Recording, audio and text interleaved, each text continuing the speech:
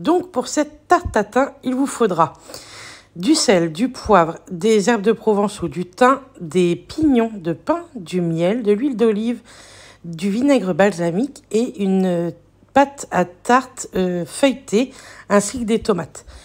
Donc, on commence avec 2 cuillères à soupe d'huile d'olive, voire 1 cuillère et demie, ça suffit largement.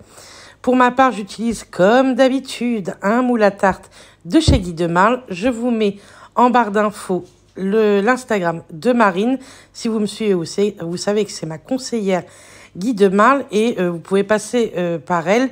Vous pouvez avoir un petit bon de moins 5 € pour votre première commande. Ensuite, le vinaigre balsamique, pareil, 1 cuillère et demie, voire 2 cuillères selon les goûts. Et on étale, on essaye de mélanger un petit peu les deux dans le fond du plat à tarte. Ensuite, on va disposer du miel. Vous pouvez mettre 2 cuillères à café de miel. Moi, j'utilise du miel d'un ami à mon père qui a des ruches. Il est excellent.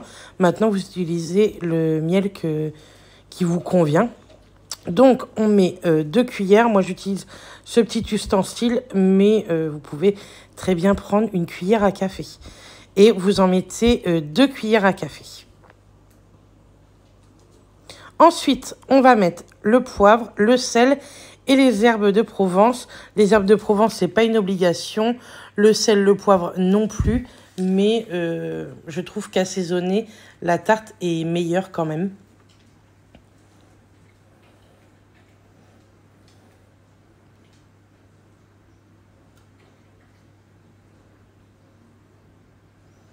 Ensuite, on va mettre des pignons de pain. Donc moi, je les achète chez Action et la moitié d'un paquet suffit par tarte. Soit vous les disposez directement comme ceci, soit vous pouvez les faire revenir dans une poêle à sec pour leur donner un petit goût grillé. Ensuite, on coupe les tomates en tranches, pas trop fines, mais pas trop épaisses non plus. Et moi, j'utilise plusieurs couleurs parce que je trouve ça beaucoup plus joli, mais c'est vraiment que pour l'esthétique. Donc, vous pouvez utiliser que des rouges, que des jaunes, que des vertes, ou alors même que des petites tomates cerises, vous savez. Vous enlevez juste la petite queue qu'il peut y avoir et vous les disposez comme ça dans votre fond de tarte sans les couper. Ensuite, pour que ça fasse joli, je mets une rouge, une jaune, une verte, mais vraiment, ça c'est selon vos goûts, vos envies, votre créativité. Vous faites bien comme vous voulez.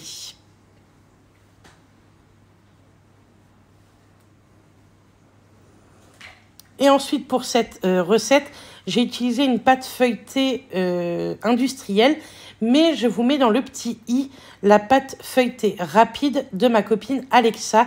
Elle vous l'a filmée exprès pour que je puisse vous la mettre dans cette vidéo. Vous allez voir, c'est ultra rapide et très très simple. Donc n'hésitez pas à aller voir sa recette de pâte feuilletée rapide et n'hésitez pas à vous abonner à ma copine Alexa. Ça me fera grandement plaisir. Sachez d'ailleurs qu'on va bientôt se voir et enfin bientôt, dans 2 mois, et on a des petites vidéos à tourner ensemble. Donc si vous voulez voir toutes nos petites aventures, n'hésitez pas à vous abonner à sa chaîne. Donc vous disposez votre pâte à tarte et vous collez bien les rebords pour éviter que le jus en fait ne sorte de votre tarte, puisque à l'intérieur il y a du vinaigre balsamique et du miel. Ça va aider à caraméliser en fait que ce soit vos tomates mais aussi votre pâte feuilletée. Ensuite on enfourne 20 minutes à 180 degrés et le tour est joué. Voilà ce que ça donne, c'est trop joli et c'est extrêmement bon. Et pour ma part, vous allez voir, je rajoute une petite gourmandise. C'est une burrata avec un petit peu de poivre. Bon appétit!